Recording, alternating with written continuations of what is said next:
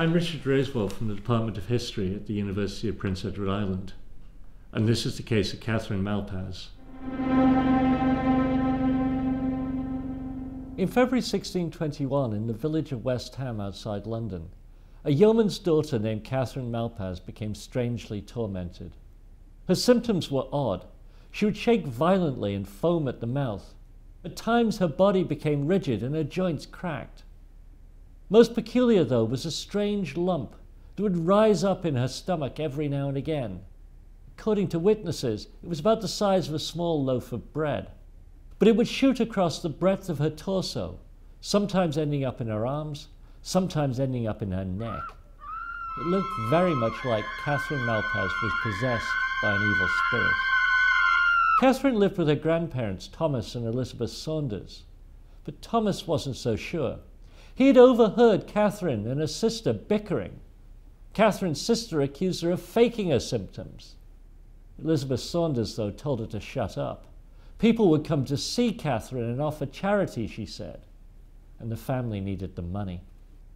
News of Catherine's condition spread quickly across the parish, and as people flocked to see the poor, strangely afflicted girl, Thomas became convinced at least that the family was onto a winner. For the people who came to see Catherine, this wasn't just some strange spectacle. It was the spectacle, part of the ultimate struggle between good and evil, between God and the devil. And it was being played out here, in their village, in the body of a girl they knew. There were skeptics in the village, though. They demanded that Catherine be put to the test. If there was a demon in her, they knew that it wouldn't be able to stand the sight of a prayer book or a Bible. But of course, when a Bible was brought to Catherine, she knew exactly how she was expected to act. She flung it across the room, confirming the worst fears of even these local skeptics. But Catherine's village was changing. Increasingly, people from nearby London were fleeing the unhealthy air of the city for the countryside. 100 years earlier, Catherine's crude tricks might have been enough to convince the locals that she was possessed. Now, though, these transplanted Londoners had their own ideas. They knew all about possession and its remedy. But some of them also knew about other strange conditions, natural diseases that looked like possession, but which could be cured. So if Thomas was going to make any serious money from this scheme, if these wealthier transplanted Londoners were ever going to offer up any charity, he had to take their suggestions seriously. Thomas had no choice. He had to seek medical advice. And so Thomas had a sample of Catherine's urine sent off to a London doctor. This doctor was no quack. He was a fellow of the College of Physicians, no less. But like many early modern doctors, he could diagnose a patient simply on the basis of the colour, smell, and even taste of her urine. And after an examination of her urine, the doctor prescribed Catherine some sort of drink. Not surprisingly, it did her no good. But then that was just what Thomas wanted. To those already convinced that Catherine was possessed, it was obvious. A spiritual affliction required a spiritual remedy.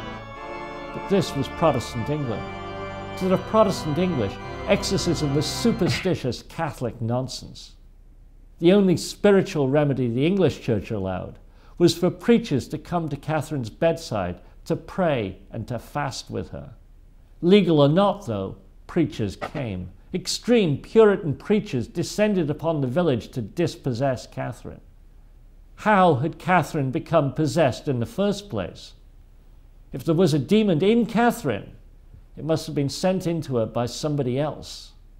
And that somebody must be a witch. There were witches in the parish. But if a witch had sent a demon into her, then Catherine must have a good idea who this witch was. So they pushed Catherine. They pressed her to name the witch who had caused so much torment to her. She named a widow from the next village over, a woman named Elizabeth Hedlin. The early 17th century was the height of witch mania across Europe. An accusation of witchcraft was a deadly serious matter. If Hedlin was convicted, she'd be executed. things were beginning to spiral out of control. Things were serious for Hedlin, but they were also getting serious for Catherine and her grandfather too, because if Hedlin was found not guilty, Catherine's imposture would begin to collapse.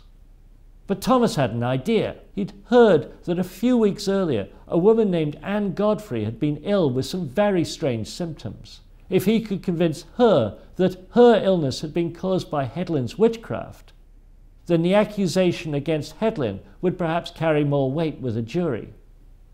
So Thomas hurried to see Anne. He persuaded her to swear out an indictment against Hedlin for witchcraft. And to support her case, he convinced her to take sick again and to mimic some of the symptoms his granddaughter had displayed. But this was their undoing. Hedlin was tried that summer, but she was acquitted. Hedlin was not a witch. But if Hedlin wasn't a witch, then Catherine was a liar. And if Catherine was a liar, then clearly her whole illness was a cynical attempt to terrify her neighbours and to cash in on their fears. But there was worse to come. They'd put an innocent woman's life on the line by accusing her of supernatural crimes. And that attracted the attention of King James I. By this point, King James had come to consider himself a bit of an expert on rooting out fraudulent claims to supernatural power. And this case had all of the elements that piqued his interest. Catherine had claimed to be possessed. She put another woman's life on the line with a false accusation of witchcraft. Then there was also the matter of the religious extremists keen to score points against the official state church, his church. And so, in the spring of 1622, Catherine and her grandparents, poor people who had concocted this scheme to supplement their meagre income, were called to be examined before the king. Thomas contemplated running away, but in the end he couldn't follow through. Before the king, Elizabeth Saunders confessed everything. Unfortunately, at this point, Catherine Malpas and her family slip away from our view. No record of the king's decision against them has survived. The end. I ran into the court records that result from this fraudulent case of possession when I was in London in the Public Record Office. There's a big stack of pleadings. Both parties send written pleadings to and from each other, and they lay out specifically the questions that the King's Attorney General asks to the family. Yeah, it's really quite common where you just don't have the records at the end. It was incredibly frustrating. I spent days and days in the archive looking through various places where there might be some record of what happened to this family, but after many days I found absolutely nothing.